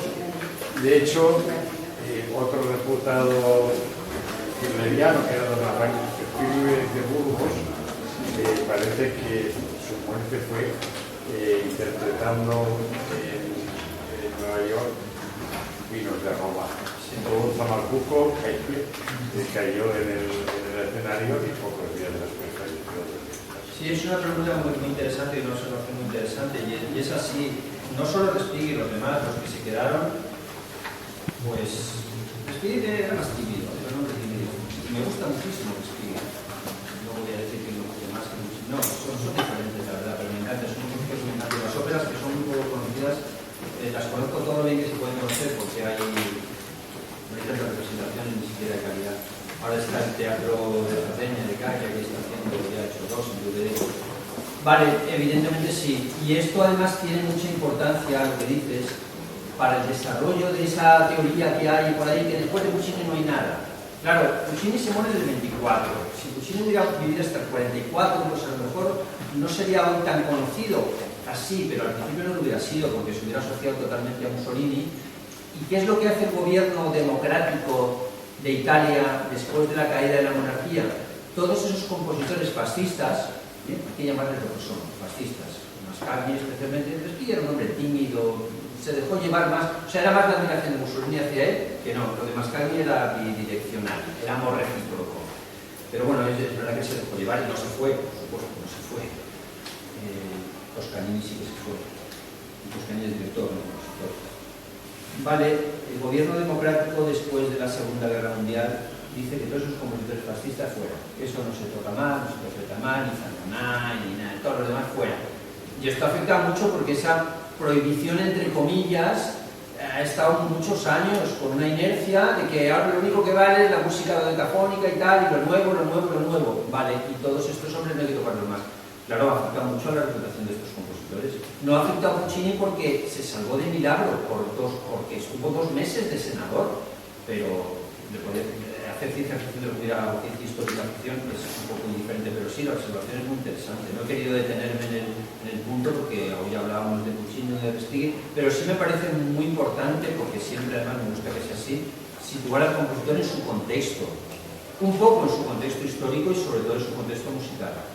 En cuanto a que Richard Strauss era el compositor favorito de Hitler, no, ahí me permito discrepar, eran Wagner y Bruckner. Y tenía sus discrepancias con Hitler porque además utilizó un libretista judío para La mujer silenciosa, el famoso Stefan Zweig, que se suicidó en el 42 debido a la guerra mundial. Pero sí se parece. Lo que pasa es que hay una diferencia esencial, que en Italia había muchos menos judíos, aunque Mussolini se apoyó también fue contra ellos, por los pocos que había. Y la verdad es que lo que hizo el papado en esa época es lamentable, porque no defendió nada a los judíos. Sin embargo, en Alemania, más de la mitad, como el 60% de los grandes compositores eran judíos, 60 o 70%, lo que se queda es nada, lo que se queda, es decir, lo que no se va, o lo echan, es Richard Strauss, Karl Orff, de ese bodrio de Carmina Burana, que es un bodrio total, ese se queda, y un tal Eck, porque no es muy conocido. Esos son los que se quedan, los demás se van. Entonces, claro, hay una diferencia, pero también se van porque es que, bueno, Chopin era judío, vale, y otros más que no vamos a tener el tema aquí hoy, etc. Es distinta ahí la situación porque los compositores italianos no eran judíos, entonces como eran judíos ellos, vale, Mussolini muy bien, también Mussolini estuvo bastantes más años en Chile, esto muchas veces se olvida, O sea, Mussolini entra en el poder en 22-23 y Hitler en 33. Igual Hitler hasta la Guerra Mundial solo estuvo 6 años. Vale. Pues los compositores se quedaron porque estaban ahí y se quedaron, y nos quiere mucho Mussolini, nos apoya en sus obras, mira que toca el violín, toca muy bien el violín, le gusta mucho la ópera, estupendo. Una de las entrevistas de Puccini con Mussolini le pidió que hiciera un gran teatro de ópera en Roma, que no, que sigue sin haber. Es decir, que en el mismísimo teatro de ópera de Roma no hay tal. Pues bien, muy correcta la observación. ¿Más preguntas, más comentarios? Por favor. ¿El Busoni de aquí es el que ha ido adaptando obras de Bach? Sí, es el mismo Busoni, sí, como eres tan bajiano, sí. sí, con el mayor respeto, sí, es el mismo Busoni, no es otro. Un compositor extraordinario, un gran pianista también, sí. Claro, porque aparte de la obra como piano, hay otras obras que... Sí, hay mucho, bueno, no tanto porque también era intérprete, pero sí, Busoni tiene óperas, tiene más óperas, hay 4 óperas que las 4 son estupendas. Esa versión de Madame Butterfly. Yo espero no haberte dado mucho trabajo, el otro día te quejaste que te había dado mucho trabajo. El otro día te quejaste que te había dado demasiado trabajo. Te quejaste en público, no en privado. No, digo que tenemos muchos deberes. Exacto. Sí, eso también quiero decir que mi idea es introducir, dar pautas para luego que cada uno pueda seguir, y por eso también reparto esto, que no se quede. Lo que te comenté también, como tienes tiempo para hacer tanto trabajo. A ver cuál es el secreto. Tienes 10 horas de sueño. Bueno, pues no, quería comentar una tontería. Es que la película esta de Madame Butterfly, esa versión, protagonizada por Jeremy Irons, que yo la he visto, pero acabo de dar cuenta de un detalle, no voy a decir más, que no pone Madame Butterfly, pone en Butterfly. Es verdad, tiene razón. Tiene que ver con Tu observación es correcta y no la he transcrito bien. La película se llama M. Butterfly, no Madame Butterfly. Tiene que ver con el Sí, y te agradezco que no hagas spoiler porque es una historia buenísima. Y basada en una historia real, además, una historia de espionaje chino relacionada con la ópera Madame Butterfly también. No ponen, sino Madame Butterfly se escucha la música de Madame Butterfly, o sea que yo creo que procede de aquí realmente, vamos. Porque además la ópera y la música en general tiene que ser un conjunto, no solo la música, sino todo lo que trae alrededor. Más cosas.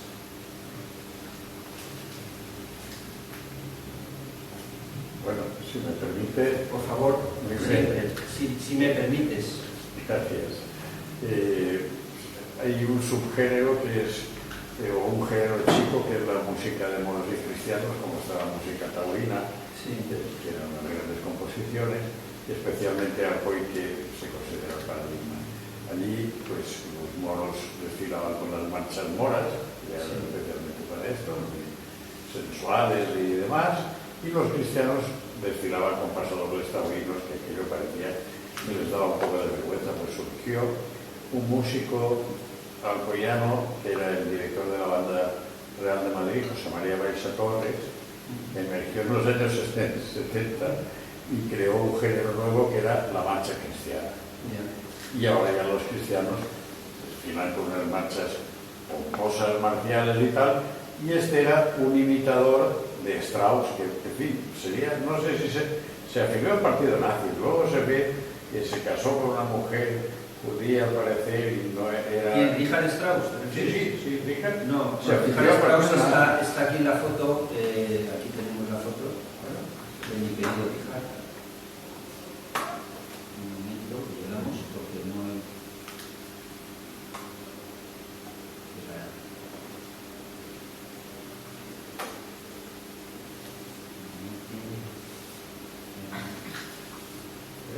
Aquí está. Es una la tumba de Richard Strauss. No, Richard Strauss está enterrado en su casa en Berlín-Paterkin. Puse el otro día en otras, la de Somber, puse la de Somber y la de Mendelssohn en Berlín. Está ahí en el centro de Berlín, la tumba de Mendelssohn. Sí, un segundo, que contesto lo de Strauss y te doy la palabra. Este es Richard Strauss, ¿vale? Está en la foto. No se casó con una mujer judía, no es exactamente así. Se parece un poquito, te lo explico, pero lo sé muy bien. Se casó con una cantante que se llama Paulina de Ana, y esta chica que está a la izquierda con el bebé no es que Richard Strauss estuviera con ella, ni el bebé sea de Richard Strauss, podría ser con un tipo Julio Iglesias con 80 años, puede ser perfectamente, pero no es. Esa es la mujer del hijo de Strauss, de Franz Strauss, y ella era judía. Ella era judía.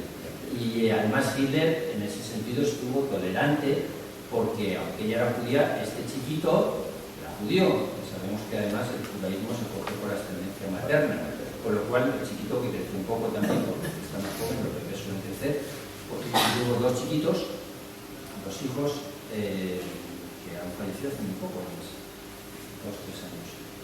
Este niño, se está fallecido hace 2 o 3 años, este lo murió realmente. Sí que se afilió al partido nazi, bueno, no exactamente. Hitler le nombró una especie de ministro de cultura de la música. Reich Musical. Su hijo se casó con una judía antes de que llegara Hitler. Y entonces estuvo moderadamente bien con él, moderadamente digo lo de Hitler, porque vale, con los niños no se metió, con la mujer de su hijo tampoco se metió, no pasaba nada, les dejaron de estar, les pidieron que no se les pasaste más. Eso es el máximo, o sea, es decir, es el máximo que hay entre amor, eros y tánatos. El extremo completo. No puede haber ninguna mujer, por eso he sacado el personaje de Conchita. No es que lo haya sacado yo, es que eso está dicho en los libros, que el personaje de Conchita, y he hablado de las películas y demás, porque es una mujer extraordinariamente fría que va fastidiando, por no decir algo más fuerte, a los hombres al máximo, etcétera, también que ella dice que es virgen y va, pues, hundiendo la miseria de los hombres. Turandot es todavía peor, porque no es que te hunda la miseria, que te mata. Entonces, claro, eso que tiene de feminidad una mujer que diga, te quieres acostar, muy bien, pasa la prueba si no te mato. Eso no es femenino. Entonces, sí que lo dicen, pero en el Euskadi. Sí, pero no sé exactamente en qué sentido hizo el final. Pues, Cambió el final, el mejor final posible, en mi opinión, claro, lo que pasa es que históricamente ya se ha muerto el libro, pues se ha acabado la ópera, ya está. Es decir, porque además, primero que la música ya no es igual. Claro, eso bueno, no todo el mundo puede verlo, vale, bien. Pero luego el final, es que, vamos a ver, ¿cómo que Turandot de repente era fría y ahora es cálida y ahora estoy enamorada? Y Liu, que se ha suicidado por amor y es la reina sacrificada, se ha olvidado. Ese suicidio se ha olvidado, ese suicidio no existe.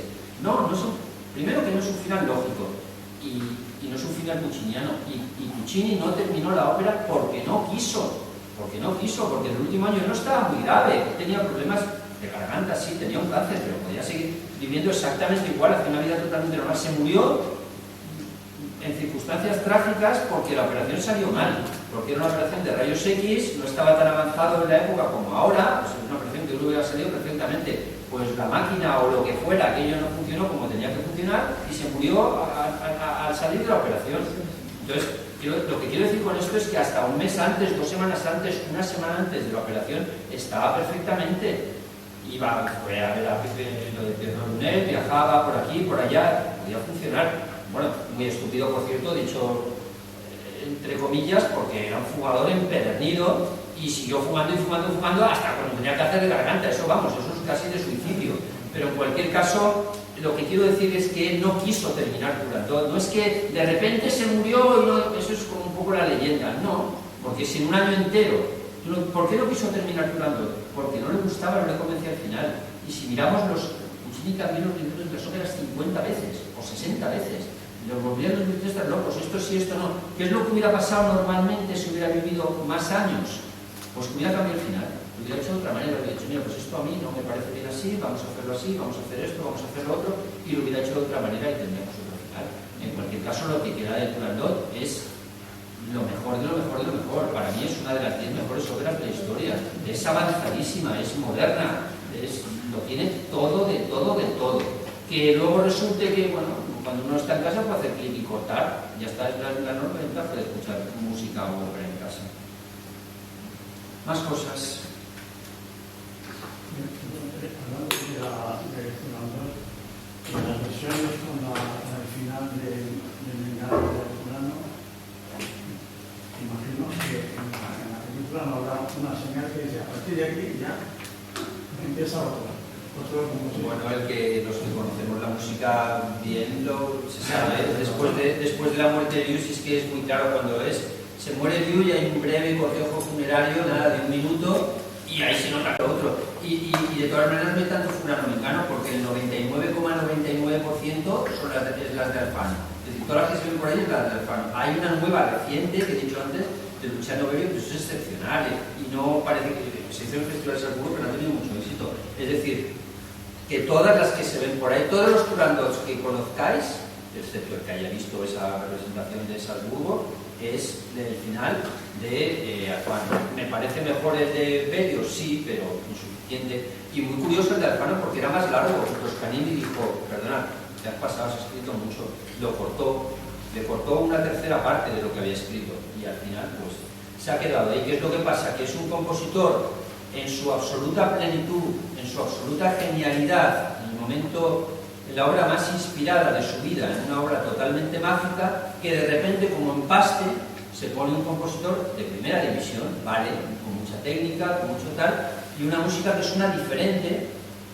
Hay quien dice que suena más moderna. Yo no creo que suena más moderna, la verdad, que el final, que lo que viene antes, para mí no suena más moderna, desde luego suena mucho menos interesante. Pero no solo es el problema de la música, que también es el problema de la música. El problema es el contenido del texto, es cómo termina esa ópera con ese final absurdo. El propio Sergio Vela, en estas conferencias, que es diseñador de ópera también, comenta que fue a hacer el final de Turandot en el Festival Torre del Lago, o sea, era un festival Puccini en Torre del Lago, donde nació, nosotros fuimos antes, y que le dijo al director del festival, dice, mira, yo lo quiero hacer, pero quiero terminar la ópera con la muerte de Liu. Y ya está, no quiero ver nada más, de la muerte de Liu y nada más. Y le dijo el director, no puedo, imposible, va en contra de los derechos de autor, es imposible porque está unido el final de Alfano, nos demandarían, nos denunciarían por infracción de los derechos de autor, por no respetar la obra. No se puede hacer. Ahora, hoy sí que se puede hacer, pero en cualquier caso, eso está ahí para quedarse. Porque el público, muchos de los que estáis aquí, no lo sé exactamente, no conozco vuestros gustos, pero tienen mucho a repetir las mismas obras. Y eso es un error, porque esto es un poco como pasa con las relaciones de pareja. Cuando abusas y estás demasiado tiempo juntos, no digo que no haya que estar nada de tiempo juntos tampoco, pero hay que encontrar un equilibrio. Y se tiende al abuso de Bohème, Tosca, Madame Butterfly, que las escuchamos una vez y otra vez y otra vez, y al final el repertorio básico de los teatros está en 40, el otro día se lo pregunté al ChatGPT, ¿cuál es el repertorio? Lo uso mucho, me gusta mucho el programa de inteligencia artificial. Pero la respuesta está mucho mejor que la de Google y por cierto te la es muchísimo mejor. ¿Cuáles son 40 o 45 óperas te ponen? Entonces, eso es la base del repertorio. Lo demás, muchas de las que he traído aquí, no se hacen casi nunca. O se hacen una vez y luego no se hacen más en 10 años. ¿Qué es lo que pasa? Que lo que habría que hacer es incluso, dentro de Puccini, yo os animo, sobre todo, porque son solo 10, y si ya conocéis 3, a lo mejor conocéis la Bohème, Tosca y Madame Butterfly, que se la conoce todo el mundo, y seguramente Turandot también. 4. Espero que versiones completas, no trocitos, bueno. Vale, 4. Bueno, pues quedan 6. No es tan difícil. Una semana se hace. O si no, una semana en 2. Porque van a son largas las obras de Puccini. No son estilo 4 horas y media o 4 horas 40 de Paso de los Dioses o 15 horas del Anillo de Lugo completo. Y al contrario, eso hará que luego las otras óperas os gusten más. Porque cuanto más conocen la música, sirve enormemente para dos cosas. Bueno, varias. Una, para desarrollar la sensibilidad como persona. Para hacernos mejores personas en definitiva. Dos, para aumentar la inteligencia. Clarísimamente. Yo estoy convencido de esto desde que tenía 17 años. Es decir, pero claro, la música escuchada con concentración. Y la de Bach, que tanto te gusta, también.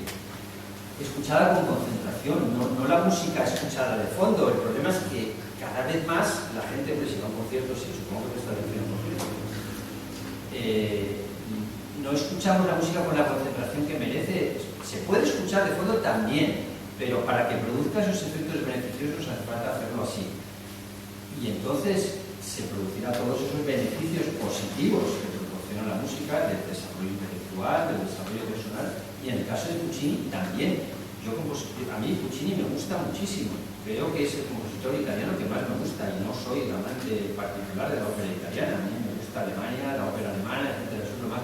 Pero Puccini, la orquestación, y a mí personalmente lo que más me gusta de Puccini no es lo que le gusta a la mayoría de la gente. Quiero decir, porque de Puccini, he dicho antes, a mí me gusta a partir de la Fanciulla del West, especialmente. Es decir, las últimas 5 óperas. Del West, 6 por abrir. Las 3 del Tríptico, Cabarro, Son Angélica y el Esquinquito. No es que las otras no me gusten, pero no están al mismo nivel quizás de absoluta y total genialidad. Entonces, eso es trabajar. Estas cosas es muy importante, la asiduidad del repertorio, pero a la vez la variedad del repertorio. Y no centrarse solo en lo mismo.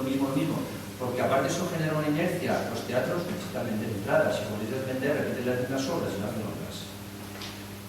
Última pregunta. Has contado alguna cosa general sobre el disfrute de la música. Sí. Varía mucho el disfrute de la música en una persona que sabe leer música, interpretar música, a una que solamente la escucha. Al revés. Yo creo que es mucho mejor si no sabes música. Así. Mucho mejor. Porque si tú sabes música... te pierdes en algo que no es la esencia de la música, te pierdes la cuestión técnica, etc. Sin embargo, si tú prescindes totalmente del conocimiento de la música, estás en otra. Es lo que mi querido maestro Georges Balin decía: el oyente privilegiado, el oyente ideal o el oyente genial. El oyente puede ser también genial, y el oyente tiene un papel importantísimo en la música, porque el oyente es el receptor final, el oyente es el que escucha al final y recoge la música. Por tanto, sí, No hace falta saber música, claro que no. Los músicos muchas veces son los que no se entienden de música, porque se centran solo en cuestiones técnicas, etcétera, y no es necesario. Los árboles... Ya, vamos a cerrar ya. Di, por favor, y cerramos que es.